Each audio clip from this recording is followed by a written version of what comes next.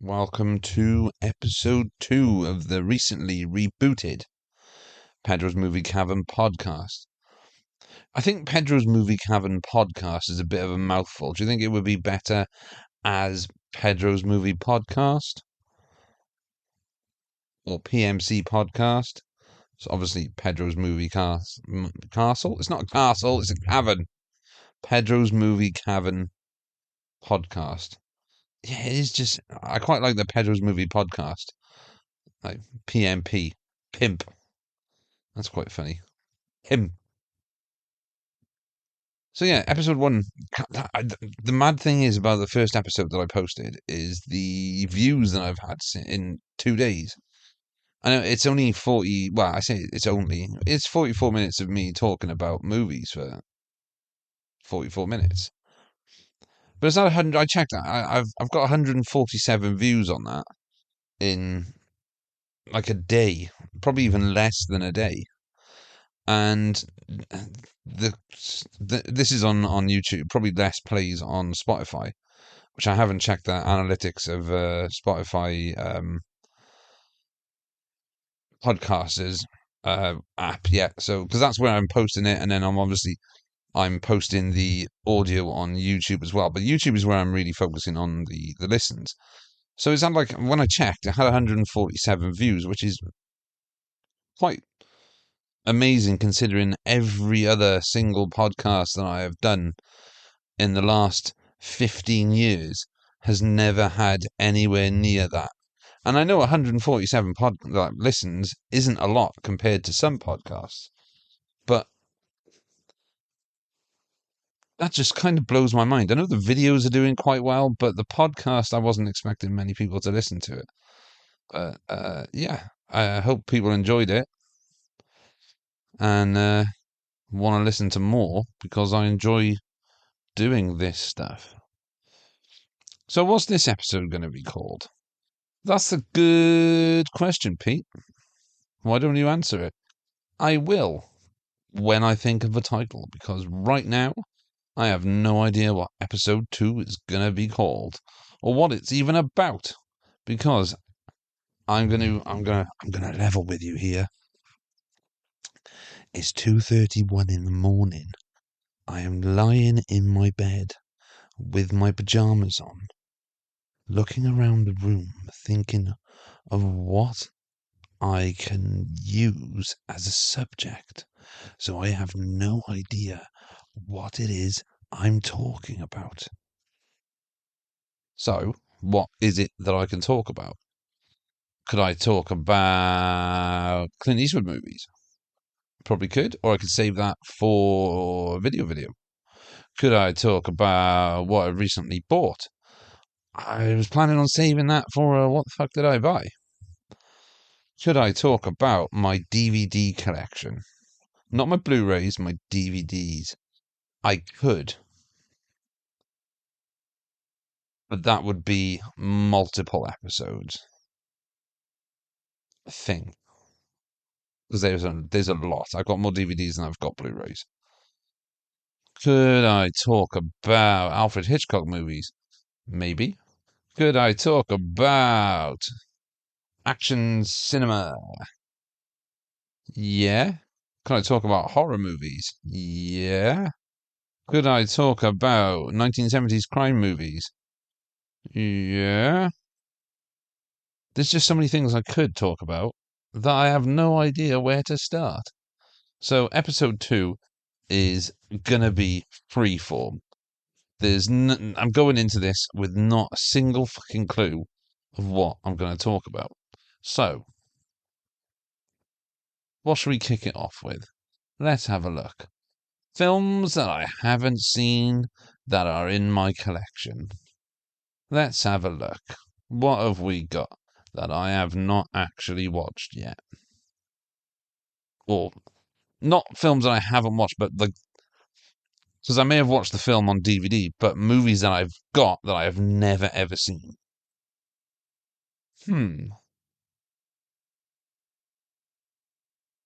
What is there?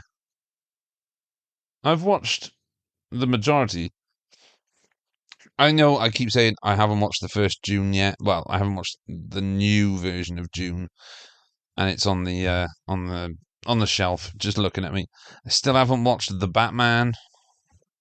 I still haven't watched the Northman.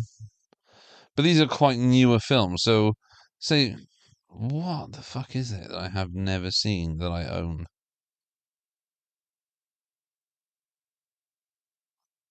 It's what's in the Powerhouse collection that I've never seen? That is just there. I've never seen Gumshoe with Albert Finney. That's in my collection.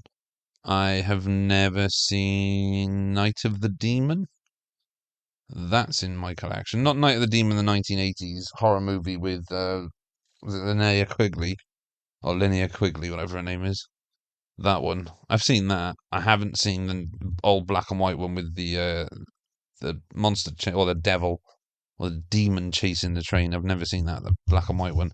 I have seen a film similar to that, which is all about the occult and stuff, which is set in the UK. It's called Night of the Eagle, which is a very, very good film. Very creepy. I have never seen Wizards, the Ralph Bakshi animated film. I should have seen it because it is a post-apocalyptic movie, and it does also feature the voice of Mark Hamill. So I should have watched it. I've never seen Empire of the Sun. I'm still waiting to find the time to watch that. I should probably watch it instead of talking into this microphone. Oh, what else is there that we haven't ever watched that's in the collection? Um, what's in my Arrow collection that I've never watched? Brute Force. Never seen that. That's an old black and white film noir. But then that's quite new, so I'm not really going to say it's been languishing there for ages. Um, shit movies. Let's have a look. I've got a lot of shit movies. That's what I could talk about. Shit movies that I own. Movies that people hate that I love. But I think I've covered that quite a lot in the actual videos. Me saying I love like Tank Girl, I love Biodome, I love Judge Dredd, the Sylvester Stallone film. What else is there that I really love that people hate? I think there's a film I don't have in my collection. I think I've got it on DVD, but I don't have it in Blu-ray. Is Little Shop of Horrors. The not the original Roger Corman version, but the Frank Oz version from was it 86, 87, 88, around that time. Um, it was released by as a HMV exclusive in the premium collection, but I think it went out of print because I keep seeing it in CEX for like 18 quid, but it wasn't even 18 quid when it was released brand new. So like I don't want to pay more for a used version of a film that was cheaper maybe a year, 2 years ago.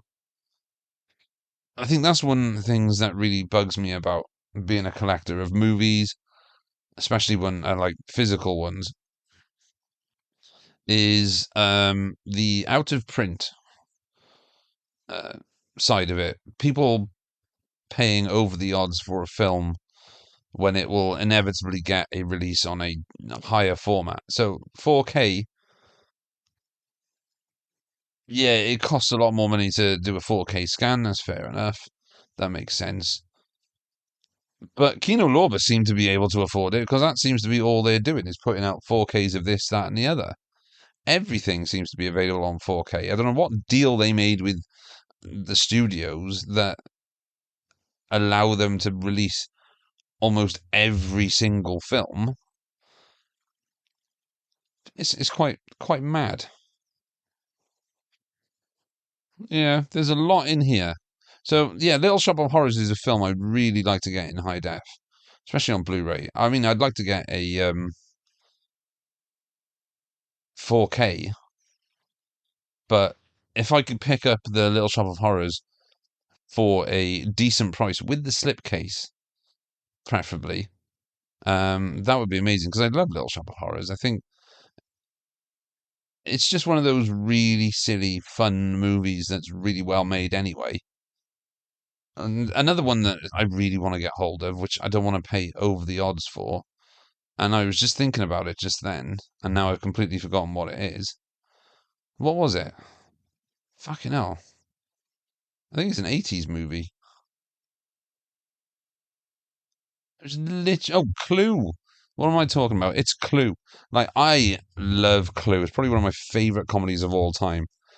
I love, like, even my brother absolutely adores it, and he generally only watches, like, Japanese movies or anime. But I think Clue is such a clever film and such a silly movie as well. And I think that Tim Curry's performance as the butler in that film is one of the best, most frantic comedic performances I've ever seen. I mean, everybody in that movie is fantastic. Everyone from Michael McKean to Christopher Lloyd to um, Madeline Kahn, and is it Colleen Camp plays the waitress or the maid? But we've also got Lee Ving from the band um, Fear, who plays Mr. Body. But Martin Mull's in it as well. Martin Mull recently passed away. R.I.P. Martin Mull. He's in it as well. Just a great cast of silly people. Who is? There's someone in it that plays the singing delivery girl that gets killed.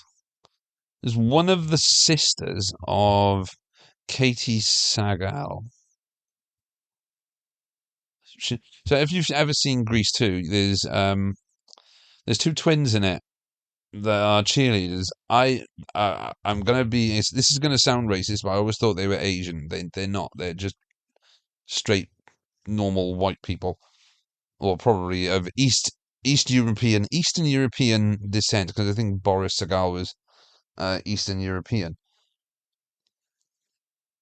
I think she plays one of the I think one of the twins from Grease 2 plays the singing telegram girl who knocks on the door of the scary mansion and then ends up getting killed.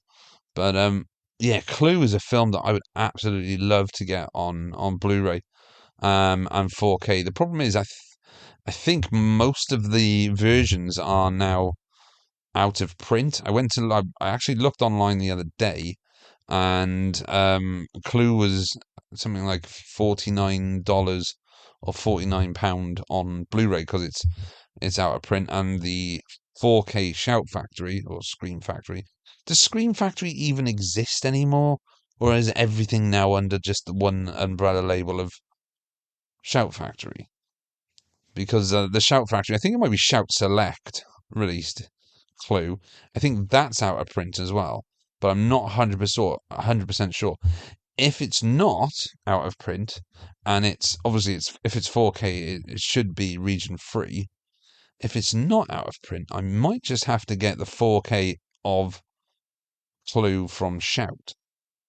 But the films that I would love to get in high def are Little Shop of Horrors, hope preferably on the premium collection with a slipcase, and Clue, because I love Clue and it has one of the funniest scenes in it where Madeline Kahn does this weird sort of screeching scream that only lasts for like a couple of seconds and everybody looks at her and it's amazing.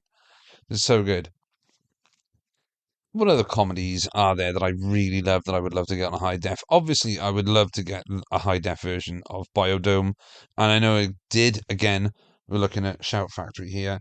Did get a release on Blu-ray, but was very, very limited and went out of print incredibly quickly. Um, Other comedies that I own that I'd love to get. I would love to get all of Adam Sandler's stuff, but Adam Sandler's stuff is if there was like a box set of Billy Madison, Happy Gilmore, Big Daddy, um, Mr. Deeds. and The Wedding Singer and 50 First Dates, I'd be happy to buy that.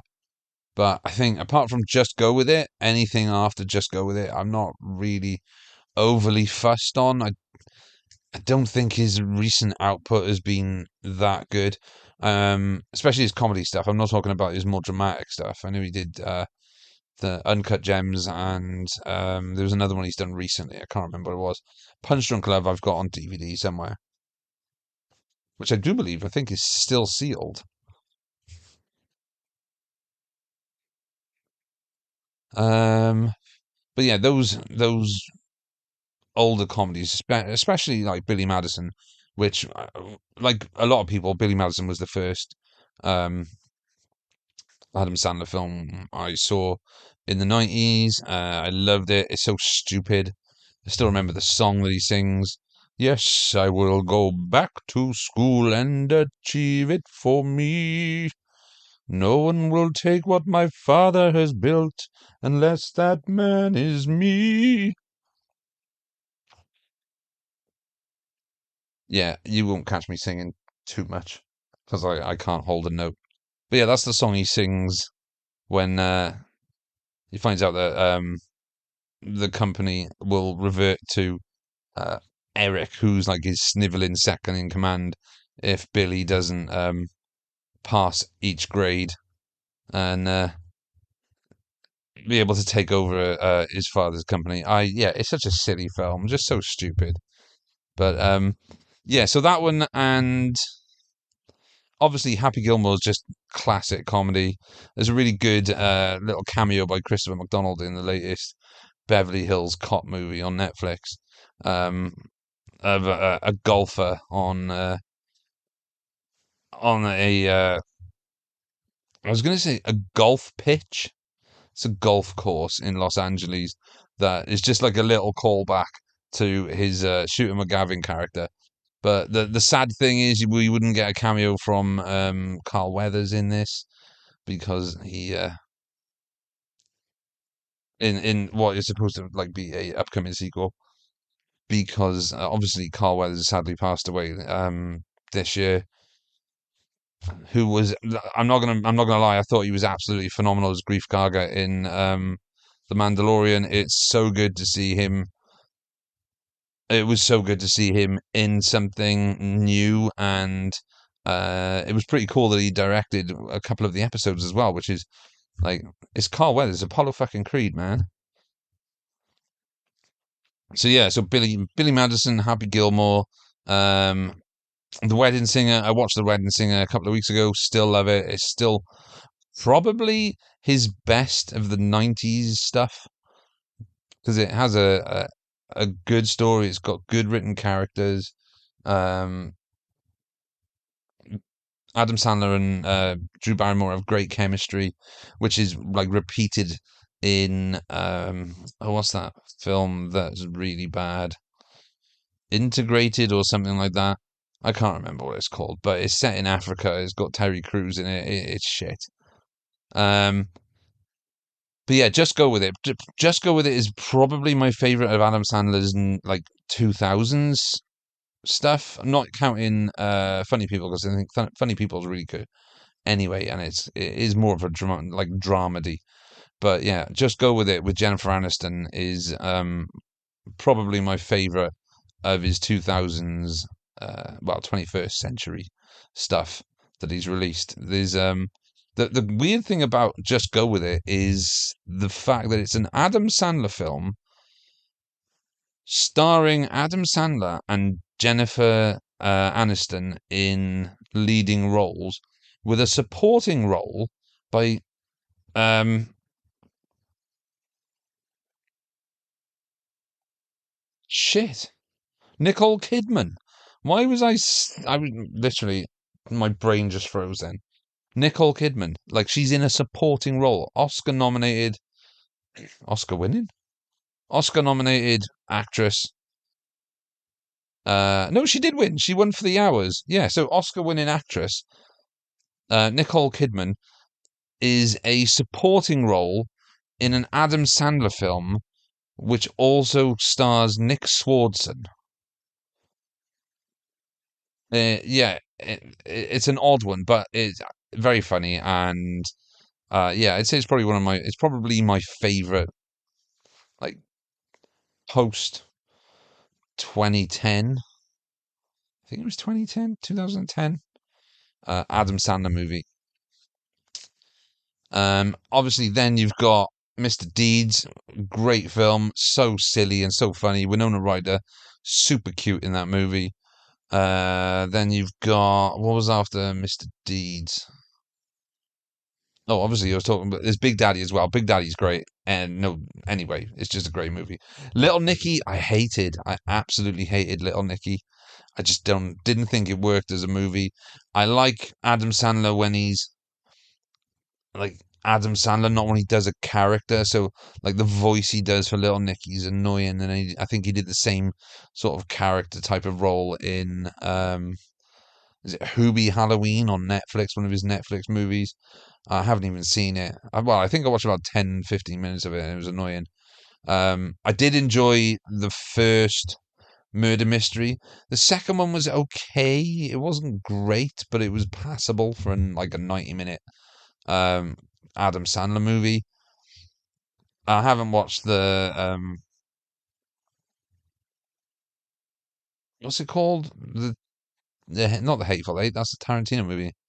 The Sinful Six or something like that. I no, I have no interest in that one. Um, so yeah, so if there was a box set that had those comedies in, I would probably pick that up. But other than that, uh, yeah, the rest of Adam Sandler stuff, I probably wouldn't really care about unless someone released a Blu-ray of Eight Crazy Nights, so I can add it to my animation collection because I love that. Oh, I just thought there is a Adam Sandler film, but it's not technically a Adam Sandler film. Adam Sandler is in it, but there is a film that I would absolutely love to get, which I think has had a Blu-ray release in America, but I'm not 100% sure. I'll have to double check that. Is Airheads with Brendan Fraser and Steve Buscemi and Adam Sandler. Airheads is so fucking good. It came out around the same time as Wayne's World, 1992, 93, around that time. Obviously, it was also around the same time as like Encino Man stroke California Man here in the UK. That was the title of it because people in the UK are going to be like, what the fuck is Encino? Even though it's a place in California. So yeah, they changed the title to California Man. But yeah, Airheads is amazing. It's so good. It's got like who else is in it? It's Michael McKean and um what's his name? He does Mr. Burns' voice. Harry Shearer. There we go. Michael McKean, Harry Shearer, and Joe Mantegna, Casey Siemaszko. Um, oh, it's so good. It's wicked. It's got a really good soundtrack as well. It's about a rock band who want to get their demo track played on a radio station, and something happens to the demo tape. It gets lost, so they have to find like an eight, like a reel to reel sort of track of it. I think he does say he has it, but the only way they can get it onto the radio is if they take the radio station hostage. It's just so stupid, but it's got a really good soundtrack in it. Yeah, so Airheads is definitely on the list. Oh, by the way, uh, it was made a long time ago, so you've probably seen Airheads. So this isn't a spoiler. They take over the radio station with water pistols that look like Uzis. It's so good. What other comedies would I like to get? Comedies that aren't available on Blu-ray. So what have I got so far? I've got um well are available they are available on Blu-ray, but I think they're out of print. So first we got Little Shop of Horrors because it's a great movie. Clue because it's one of my favorite comedies of all time. An Adam Sandler box set featuring the first sort of five or six romantic comedy type of films he's done. Because I mean, in a way, you could say that Billy Madison was a romantic comedy. He does fall in love with Julie Brown or Julie Bowen. Is it Julie Bowen or Julie Brown? I think it's Julie Bowen. But then there's so yeah, so there's that, and then there's Eight Crazy Nights as well. So I could put it with my animation collection and Airheads. What other comedies would be really good? I've got uh, Can't Hardly Wait on Blu-ray, although I would like to get a better version of that because the one I've got is a very old, like first release Blu-ray from Sony Pictures. Hmm. It's really difficult to try and think. Obviously, I know American Pie is supposed to be getting a release by 88 Films in the UK. And I'm not really that bothered. I mean, yeah, it's kind of my teen years watching American Pie, and I've seen like a lot of stories recently of like Gen Z. Is that the ones who they are now? Is that Gen Z or saying that American Pie is really problematic compared to it would never get made today. No, damn right it wouldn't get made today. But it did get made. It got made in 1998 and it's fucking awesome. So, yeah. And would I be that pissed if I couldn't get a copy of American Pie on Blu-ray? Nah, not really. I've seen them multiple times. I think the first three are probably the best. What is it? American Pie, American Pie 2, American Pie The Wedding? And an American Pie Reunion. The fourth one, yeah. So all the first four. I'm not really bothered about the straight to DVD sequels. What are the DVD? What are the comedies that really? Oh, Grandma's Boy. Grandma's Boy is so fucking good. Again, it's a film that would never get made now. Grandma's Boy is produced by Adam Sandler, and I think there's like a cameo by him in it, and there's a cameo by um, David Spade as well. Who's a guy who works at he's a waiter who works at a vegan restaurant, and has a little argument with Alan Covert, who plays the main lead in it, called Alex, who's a video game programmer. Um, it's a silly film. It's all about smoking weed and playing video games, and it's perfect entertainment. The best thing about it is like it's got Doris Roberts in it from Everyone Loves Raymond, who sadly I think as well she passed away not so long ago. Maybe last year, 2 years ago. Who else is it? Shirley Jackson and someone else as well. But I think that was the movie I fell in love with Linda Cardellini on because um I'd never watched Freaks and Geeks because it was never like I think in the UK it was only ever shown on E4. I don't think it was shown anywhere else, and it was always on at really bizarre times, so you would never really get to watch it. What else was? Who else was in there? Yeah, so Linda Cardellini. I'd never watched Freaks and Geeks, and I'd never really. I was too old for the Scooby Doo movies, so I never watched them. And she is hot as Velma. But yeah, in Grandma's Boy, where she played like Alex's new boss. Oof, oof, oof, oof. But that film's an interesting one because it came out before Jonah Hill was like this big name actor. I mean, the only other film I'd seen Jonah Hill in prior to Grandma's Boy is a film called Accepted, which is probably top five comedies of all time. Accepted is so good. That's another one that I would love to get on Blu-ray.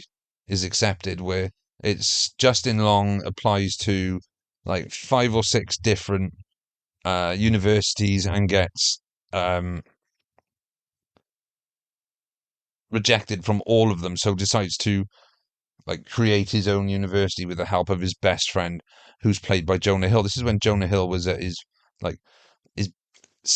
I'm not body shaming, but he was at his biggest weight at that time. I mean, he looks crazy good now for someone who was the size he was compared to what he looks like now. But Accepted is so good. He creates his own college, but to keep up the ruse to his dad, he hires a not hires, but he rents an old building that you could say, I think it might be an old closed down university. He rents that, does it all up with the help of his friends, and like just turns it into like this fake university. But then one day, someone shows up for orientation for like his first day of college at this fake university, and it turns out that Jonah Hill's character accidentally presses the wrong button and puts the university up on the internet as live, and doesn't prevent people from, well, it doesn't put a thing in place to prevent people from enrolling. So ends up with like hundreds and hundreds of students at this old, I think it was an asylum. I think it was an old mental asylum. And yeah, so all these hundreds and hundreds of students. I'm going to sneeze. I apologize if this is going to sound loud. It's all right. I'm not going to sneeze. It's going to creep up on me, and I know it is. So yeah, hundreds and hundreds of students show up at this abandoned uh, mental hospital, thinking it's a university, and so they have to keep this thing going, this fake university, until like an actual proper university discovers that they are operating. I think it was like with just on the outskirts of the grounds of this big prestige sort of Ivy League university, and so that big place tries to shut down the little place, but they need to get accredited as a place of education, so they end up going to court. It's so good. It's got Justin Long in it. It's got Jonah Hill and Blake Lively in it as well. So that is definitely a film I would love to get on Blu-ray, because I think I've only got an X rental DVD of it. And while DVDs are like, they are good, they're not the best picture wise, but yeah, they're still like they filled the gap between VHS and Blu-ray. I mean, don't get me wrong, I love DVDs. I love that. I've got more DVDs than I've got Blu-rays, like I said earlier. And a lot of films did get released on Blu-ray on DVD compared to what's released on Blu-ray. I think that's probably catching up now, but yeah, so I've got that on like an X rental DVD, so I'd like to get a legitimate copy of that. Kiss Kiss Bang Bang. That is another one I really want to get hold of. I know that is a comedy, but it's also like a crime drama as well. It's like a neo-noir crime comedy. It's a Shane Black movie, so that's what you're getting. You're getting like a Lethal Weapon style movie, but less serious and more fun. Don't get me wrong. I think Kiss Kiss Bang Bang is probably more in line with something like um, Lethal Weapon 4, and I know Lethal Weapon 4 wasn't written by Shane Black, but it has that sort of humor. I think whoever wrote Lethal Weapon 4 kind of used Shane Black's original script as a jump off point for Lethal Weapon 4. But yeah, Kiss Kiss Bang Bang is such a good film. It's an amazing performance from both Robert Downey Jr. and Val Kilmer. It's just just a great film. So I'd like to get Kiss Kiss Bang Bang so it can sit alongside The Nice Guys, which is also a really fucking good comedy crime drama or crime thriller. Trying to think of other comedies that I really love that I just I haven't got on Blu-ray. So what have we got so far? We've got Little Shop of Horrors, Clue, Adam Sandler box set, um, Airheads, Grandma's Boy, Accepted, and Kiss Kiss Bang Bang. That's a pretty decent pretty decent like list of films to get hold of that I would love to get on on Blu-ray. Probably something like Big as well, because I think Big's really good and Tom Hanks is big. But that's not that. I think that's not a massive wish list item for me, Big, because it is. I think it is available.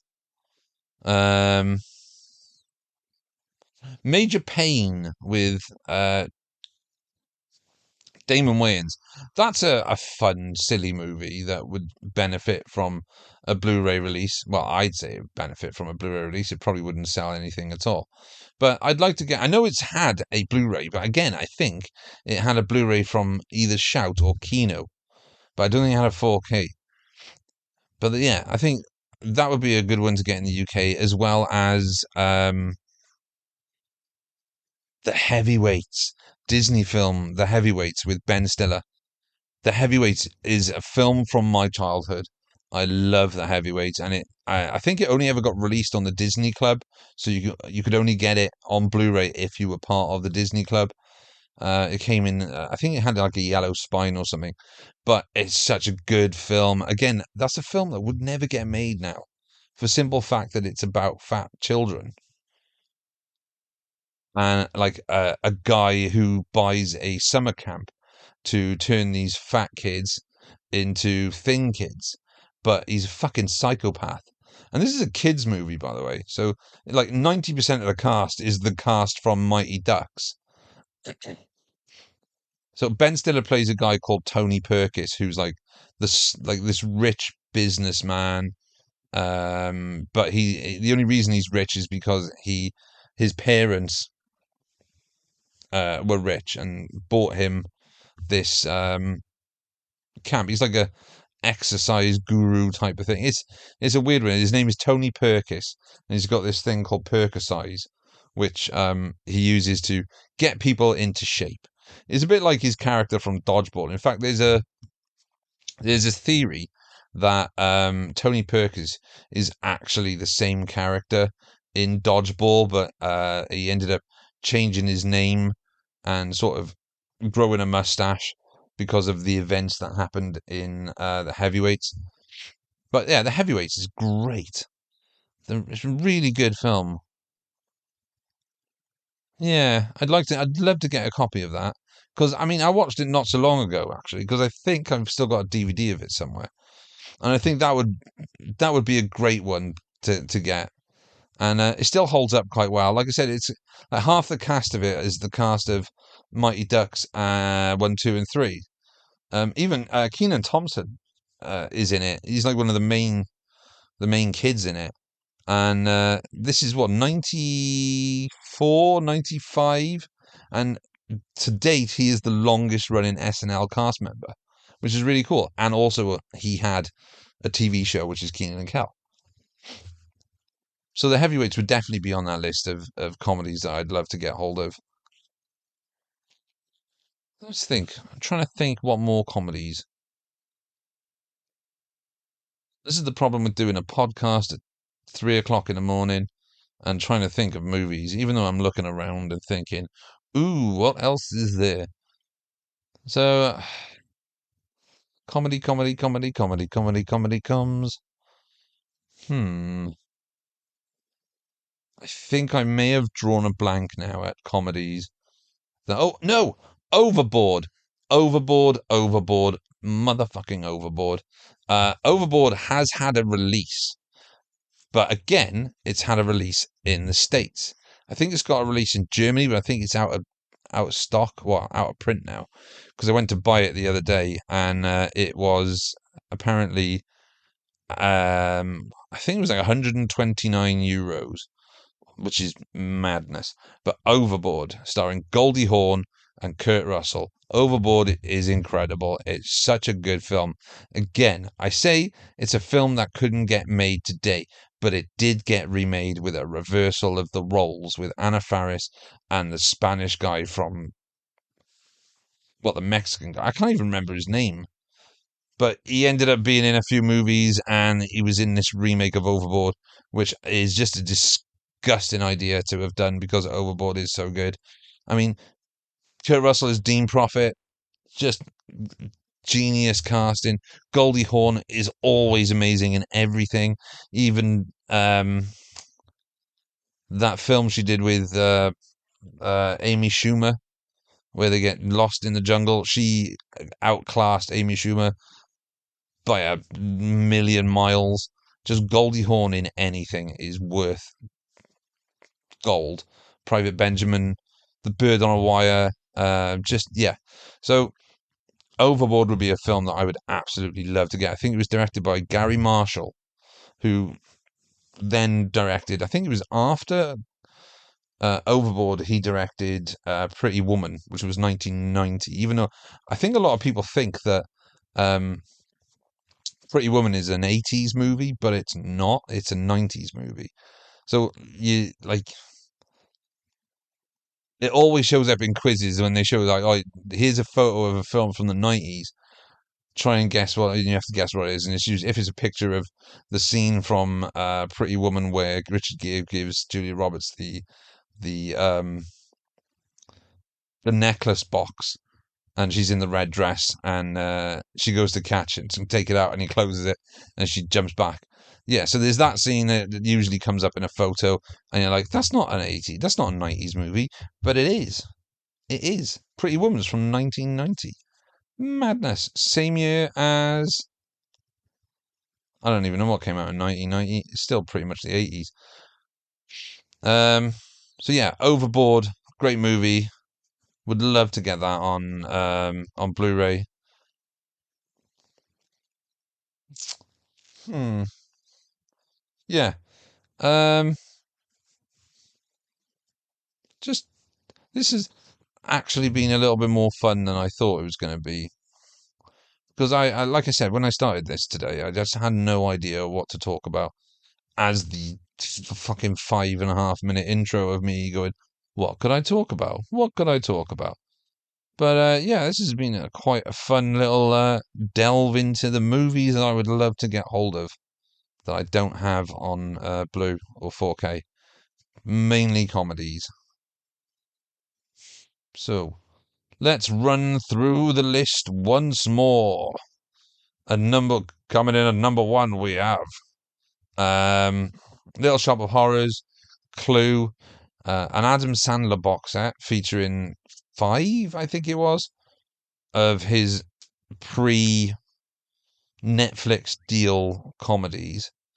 Then there was Airheads, Grandma's Boy, Accepted, Kiss Kiss Bang Bang. What did I say after Kiss Kiss Bang Bang? And then I've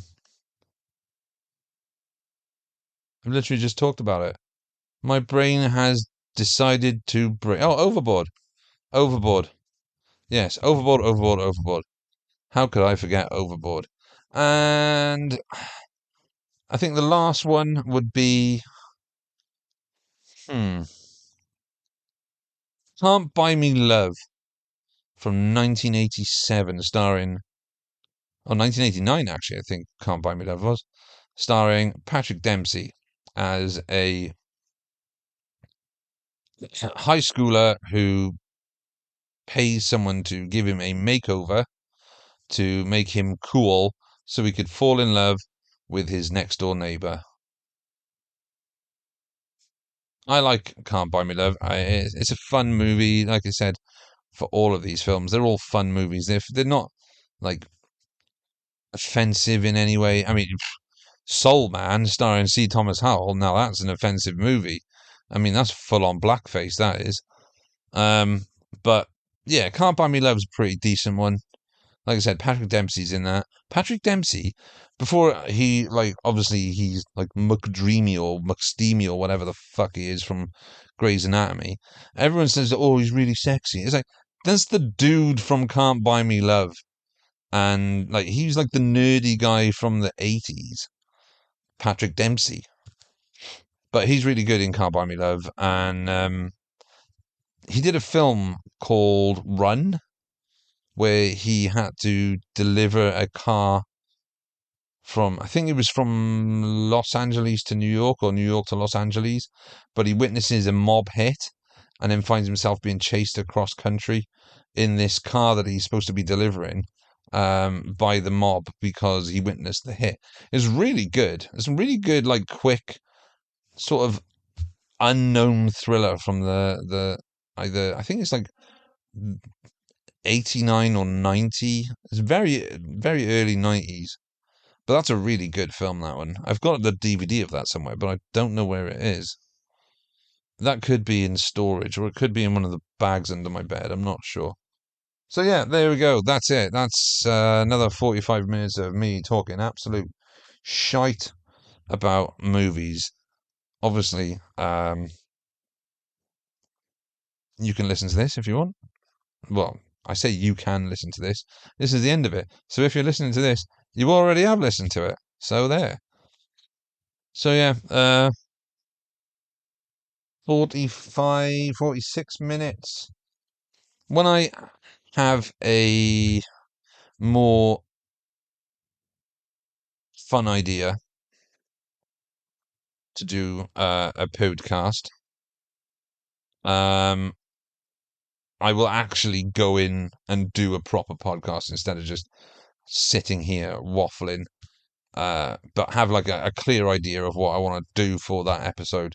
Um, this is just me getting back into the swing of doing this, and obviously using the microphone and my laptop, which I don't like the battery on because it seems to go down very, very quickly.